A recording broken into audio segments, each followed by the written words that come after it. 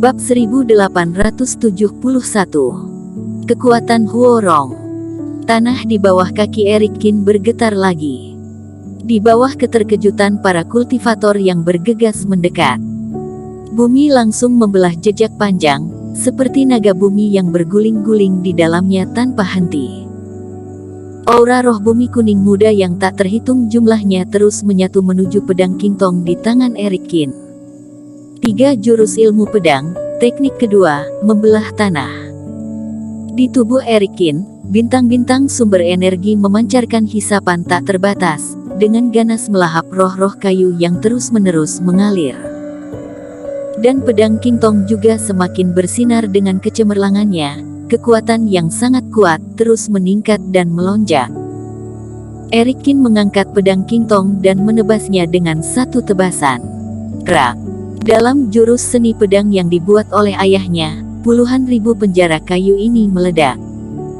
Menghadapi nyala api yang menghancurkan bumi, mata Eric Kin melihat dengan acuh. Ketika teknik naga maut digunakan, naga api meraung dan bergegas keluar, dan mulut naga terbuka. Pedang roh berubah menjadi ular api.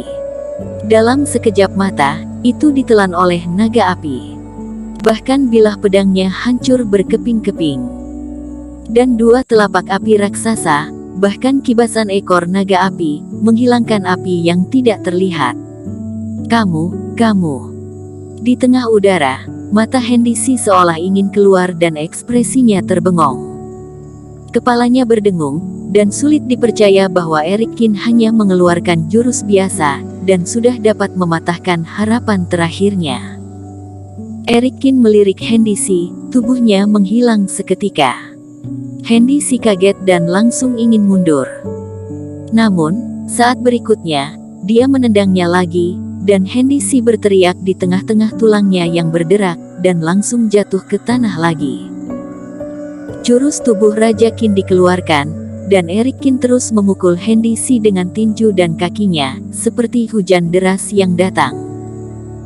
Tidak peduli seberapa hebat ilmu sihirnya, Eric Kin masih menganggap tinju dan tendangan paling menyenangkan kalau dalam hal memukul orang. Ketika gelombang monster diatur oleh lawan 2 kali sebelumnya, ketika bahaya sudah dekat, kemarahan yang tertahan di hati meledak saat ini. Setelah pemukulan yang kejam, dalam beberapa detik, Hendici dipukuli menjadi kepala babi oleh Eric Kin, dengan darah di seluruh wajahnya. Kemudian Eric Kin mengangkat Hendici dan melihat ke belakang dengan dingin. Tatapan sepasang mata dingin jatuh padanya sekarang.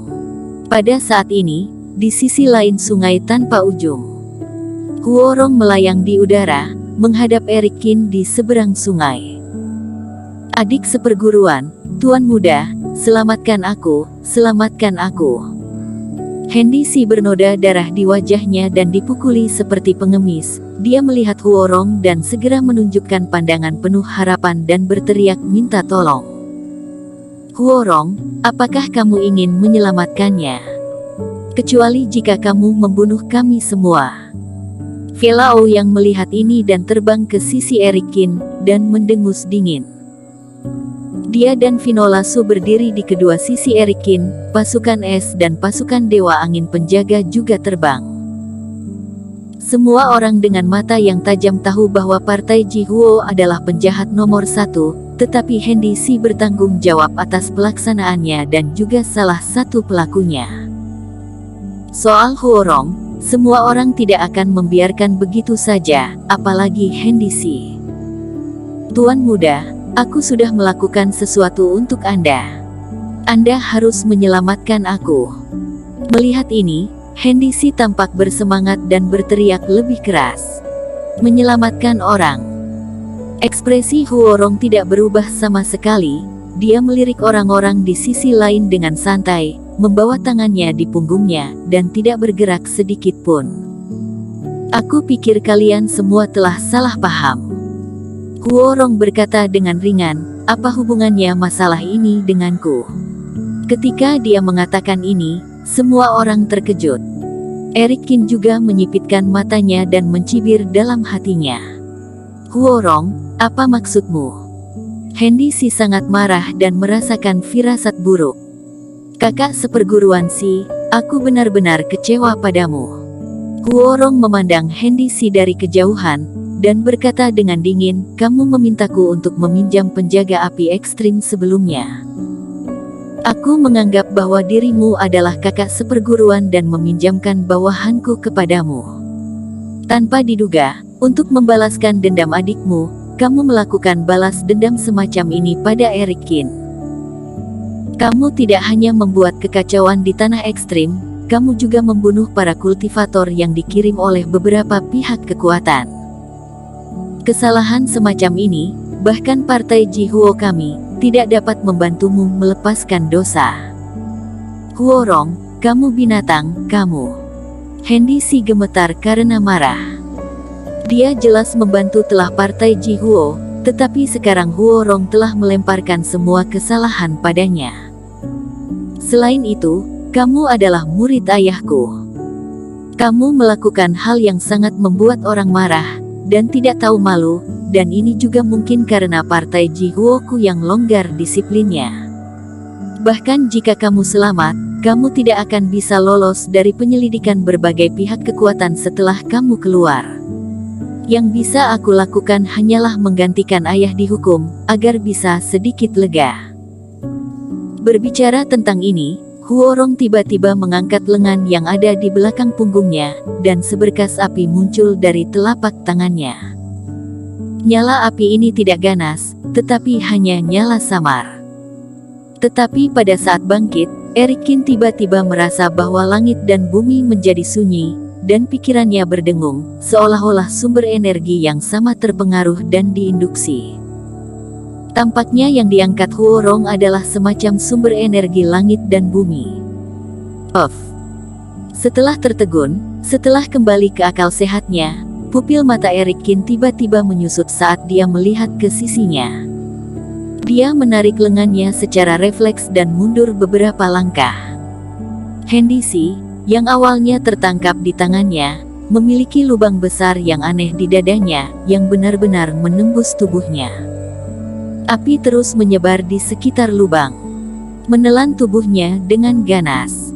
Huorong, kamu harus mati. Hendy Si mengerang kesakitan, dan tubuhnya serta jiwa dewa ditelan api dan dengan cepat berubah menjadi abu terbang. Eric Kin menatap Huorong, ekspresi serius melonjak untuk pertama kalinya. Mulai dari Huorong mengangkat tangannya dan kematian Hendy Si, aku tidak melihat lintasan api terbang, dan dia bahkan tidak memiliki kesempatan untuk melakukan pertahanan. Seolah-olah Huorong mengangkat tangannya, dan di seberang sungai tanpa ujung, Hendy Si meninggal. Cara apa ini? Bagaimana Huorong membunuh Hendy Si?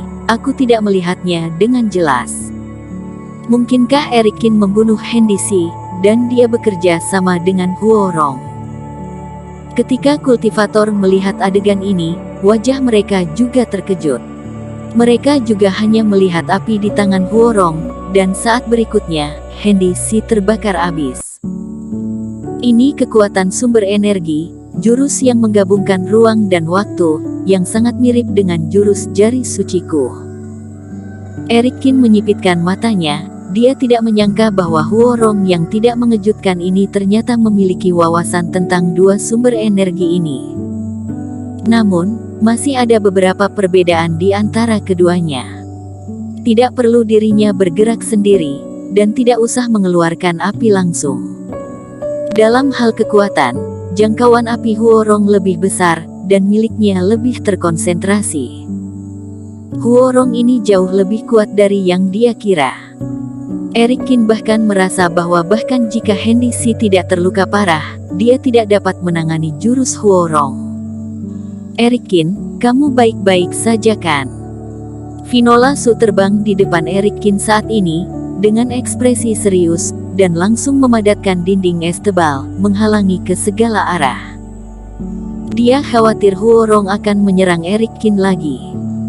Namun, Huorong dengan cepat memadamkan api. Eric Kin dengan tajam memperhatikan bahwa wajah Huorong menjadi pucat. Eric Kin, Hendy Si pantas mendapatkan kematian. Kamu tidak akan keberatan jika aku membunuhnya, kan? Bersambung.